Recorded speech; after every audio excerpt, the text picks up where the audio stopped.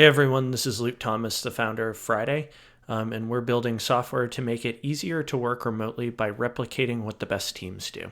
And welcome to another episode of Remote Rants. Today we are going to cover an article in Fast Company called Why Remote Work Makes People Less Productive and What to Do About It. So I actually found this article was wonderful, and why I really liked it in a nutshell was that it dug into kind of this deeper root problem to remote work, and it also offered some very actionable tips on making remote work essentially creating more accountability. So anyway, let's dive into the article. I'll work my way through it. I'll read it, and then I'll talk about it throughout. So yeah, here we go. It might seem like the glorious era of remote work is upon us, driven by a pandemic push. Zoom, Slack, who needs the office? The promise of uncompromised productivity paired with freedom is alluring. I'm a behavioral scientist, though, so color me skeptical. While software can ostensibly replicate the features of an office, there are some underlying behavioral tricks that physical offices have mastered. We may not want to discard them so quickly. Let's start in a not-so-obvious place: habits. People often complain that they can't start new habits. I've tried, but I just can't seem to exercise, meditate, start new hobby. On average, Americans report having tried to lose weight 7 times in their lives. That's at least 6 failed attempts, maybe 7, to do something that they are highly motivated to do. The $9 billion self-help industry has made its fortune selling us solutions that help us achieve the, quote, simple goals we want to achieve. I'm here to tell you good news. There is a foolproof way for you to start a new habit, achieve your goals, and improve your life. Surprisingly, this system works across cultures. It's known to everyone. You've even tried it. It's called work. Work works. It gets us to do small things, show up on time, respond to boring emails, and big things, launch new products that never existed before. It helps us create habits and track progress. It allows us to learn hard things quickly. Do you ever hear your friends complaining that, quote, I just can't muster up the energy to get my presentation done for tomorrow's meeting? I'm supposed to send this weekly update and I keep forgetting. I think I'll skip it. Quote, I've told my team I'll deliver this project, but I think I'll ghost. Those are just not things we typically say. Why are we productive machines in some domains like work, but fall flat on our faces in other domains like diet or meditation? We tend to take this incredibly salient productivity gap for granted. We assume it's all related to money. My work pays me to do work, so I do work. We assume it's the money that makes us highly productive, reliable, and consistent worker bees. But let's take a look at what work actually is. It's basically a giant group accountability system. And this is where I think you should pay really, really close attention. Because this, just to jump in, this is really the root of the article, and it's such a great point. So anyway, repeating, but let's take a look at what work actually is. It's basically a giant group accountability system. Here are a few examples. We sit next to our team members every day from 9 to 5. We work on different tasks right next to each other. Another example, we have daily or weekly meetings that ask team members to report everything they did yesterday and will do today. Another example, we have team meetings with key stakeholders that require presentations to be prepped weeks in advance. Another example, we have progress trackers that send out status reports on project timelines. We have shared deadlines that make us look bad if they're missed. We are part of quarterly and annual goals that are published to the company. We have performance reviews to ensure that we hit these goals. But if we don't hit the goal, we debrief after it to change our strategy next time. The craziest thing? At almost every corporation worldwide, work looks like this. Regardless of culture or domain, most companies have agreed upon this structure. David Liebson calls it private paternalism. Most people call it accountability. Work helps solve our self-control problems with incredibly effective accountability systems. What's at the root of this? And this is my quick note. This is another key point of the article. So just to take a step back, the author lays out that work is essentially a massive experiment or a massive giant group accountability system and provides some examples. The next step is, well, what is the root cause of this, right? So the author continues, at work, our behavior is public.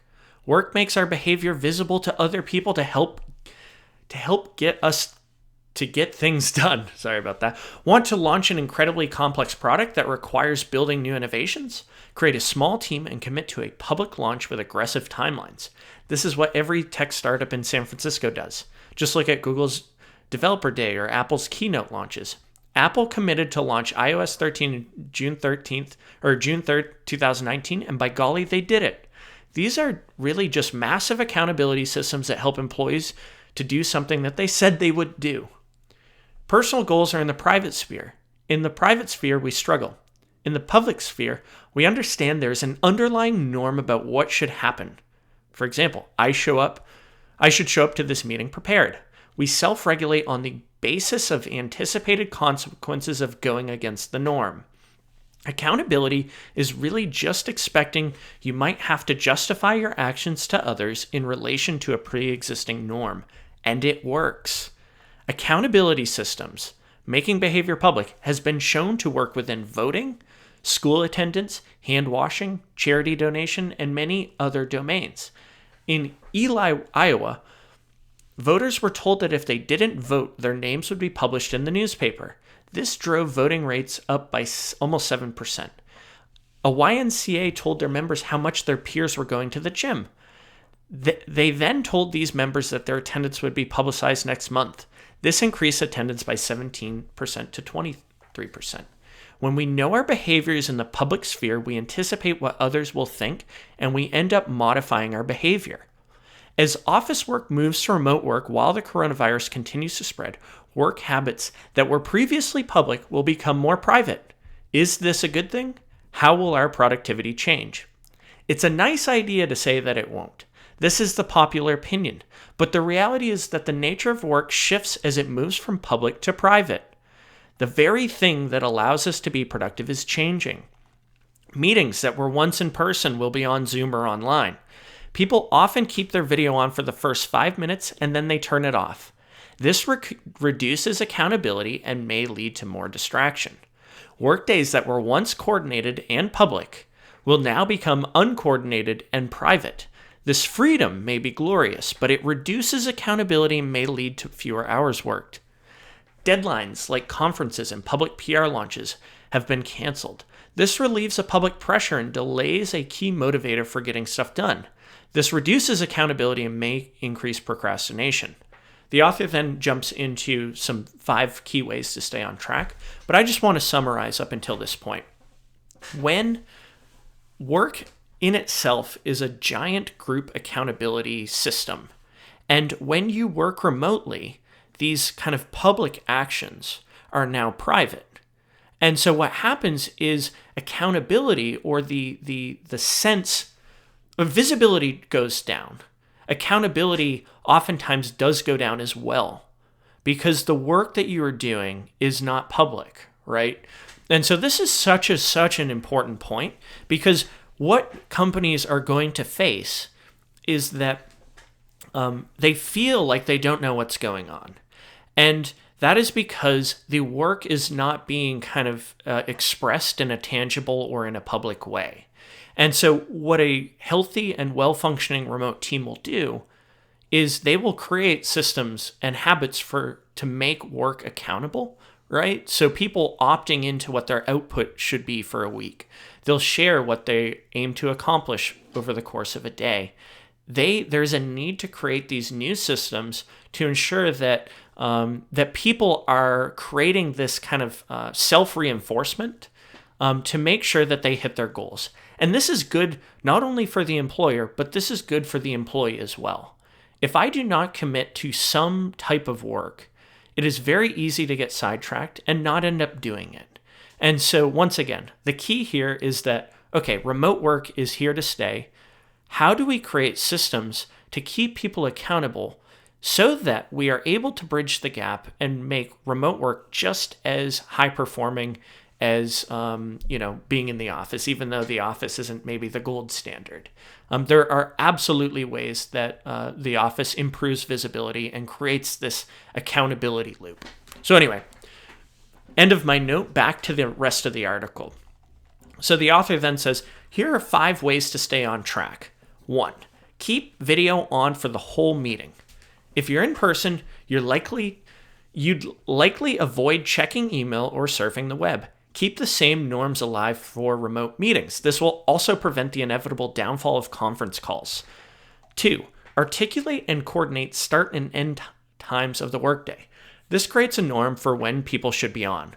While working hours may feel implicit to your team, it should be re-articulated to ensure people are aligned in the new coronavirus quarantine era. As a bonus, this also helps people set boundaries on their work and not work late nights. I personally think this is one of the weaker arguments. And so I believe that there's a need to create structure, right? And to really be intentional about making sure that people are not overworking. But the reality is some people like to start work early in the day, and other people would prefer to work late at night.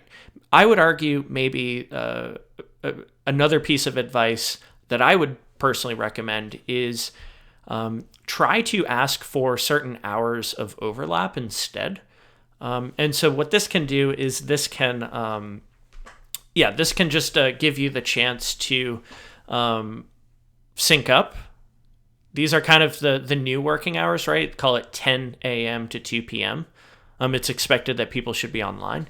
But I think one of the keys to remote work is about flexibility. And so you should create other ways to ensure that people are not overworking. Next one, item number 3. Post public updates about daily or weekly progress. Engineers have operationalized this for years. It's called the daily stand-up, a 15-minute check-in to discuss blockers and the day's priorities. It may be time for non-engineers to jump on the bandwagon.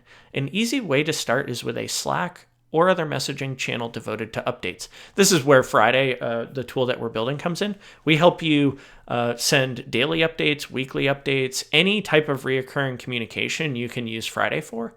And I'll mention a key important detail here is that I would strongly recommend this actually not be a meeting. Because the first is, if you think about accountability, it's being shared with the public, and there needs to be a way that you can reference what someone said that they would do after the meeting has ended. So unlike a synchronous or a real-time daily stand-up, I could say anything. And an hour later, a lot of people in that meeting will probably forget what I said I would do. And so by writing it down, this creates a new kind of next level of accountability. Item number 4, add more deadlines and decision points. We're all really good at procrastination, like really good, but there's a solution. Deadlines help drive action. They help us focus and avoid getting distracted by non-essential tasks. One easy hack, ensure meetings focus on making a decision. The meeting will become the deadline for teams to prepare their input. I think this is another interesting point. I don't really have a lot to add here.